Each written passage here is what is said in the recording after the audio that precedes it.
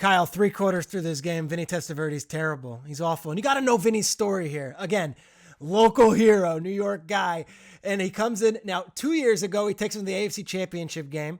And then in 99, he has this injury. He misses the whole season. Finally, 2000, they're back. They're 5-1. There's excitement. They're home on Monday night. But he has 3 interceptions through the first few quarters. This is the largest deficit they've had to face this year. 3rd and 17 as the second quarter begins in the Meadowlands. And Vinny throws, and it is intercepted by Sam Madison. And they're even joking in the booth, and it's Miller primarily saying, maybe it's because he's colorblind, which he really was. I'm not saying this to be mean, but haven't I heard in the past that Vinny Testaverde is colorblind? Have you ever heard that? Yeah. Yes. And That play looked like it would bear that out. I mean, you can still see shades, though, and you see the darker shade jersey. That's the one you want to see. we're trying to help my man, Vinny. But Miller goes there, and it's like a conversation about whether being colorblind is the reason why he's throwing to the Dolphins so often in this game. Vinny was playing so bad at this point that Dennis was just searching for answers. In the first half, the Miami Dolphins now on top by a score of 23-7. And let's just jump right into one of our favorite little jacuzzis, something we call jarring aesthetics, because there's a lot of them. Peter, what's the first aesthetic, and is it really jarring? I bet it is. Let's talk about what we're first seeing here, and it's a red first down marker. Red first down marker. This sounds bizarre, but this is what I'm fixated on. We always know the yellow first down marker. A red first down marker, Kyle. It's the entire game. It's blood red. What is your jarring aesthetic?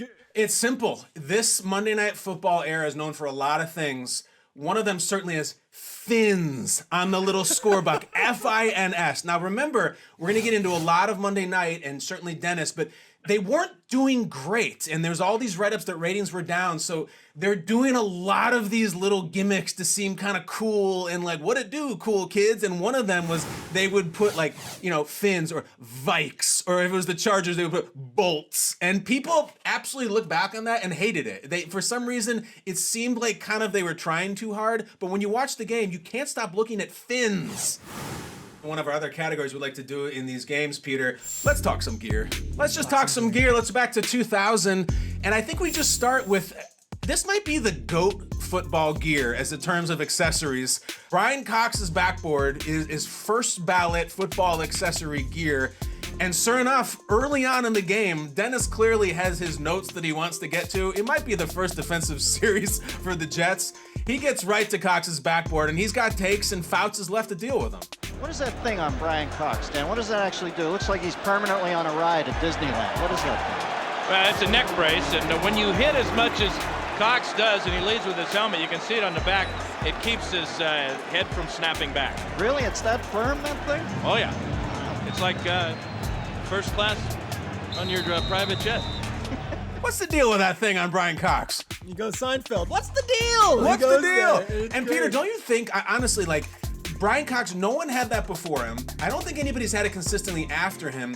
It's unbelievably, if someone came out with that on the field and this fall, they'd be like, oh, that's the Brian Cox thing. It's immediately relatable. It's almost like Horace Grant's goggles. Yes. It's one of those accessories that is one player identifiable instantly.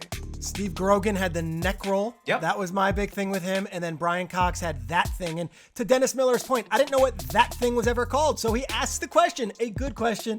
Fouts answers it, then takes a random shot at his private plane, which, sure, I'm here for it. I know. I love that Dan Fouts just goes, well, it's a neck brace, Dennis. And it's just fantastic.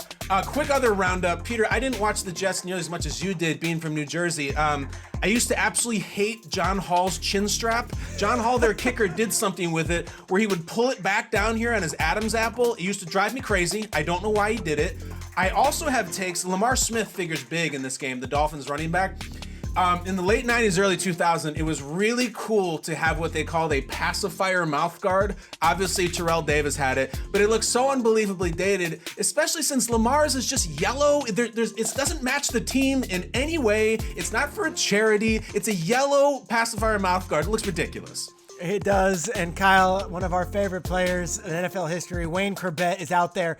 Talk about Wayne Corbett and what he looks like in this game. All right, this is unprecedented. This is unbelievably tough to find. Wayne Corbett goes from the sleeve all the way down to the fingertip with nothing. There's no wristband, no elbow thing, not even a stitch of tape on his fingers, which is so gritty and so deceptively fast. And I tried to think, Peter, of another player in history. Even Largent wore some stuff on his arms. It's almost, you don't see it in the NFL. No, I'm trying to think, like, it's like a baseball player without batting gloves, right? Like, who Yeah. was it? Like, Moises Alou, you know? Like, And Moises Alou used to straight up urinate on his hands to sure. toughen them. Mark Grace went gloveless. Peter, I went deep in this. I thought of one player Okay. that has done this, and it is the most random player ever. You're gonna love this.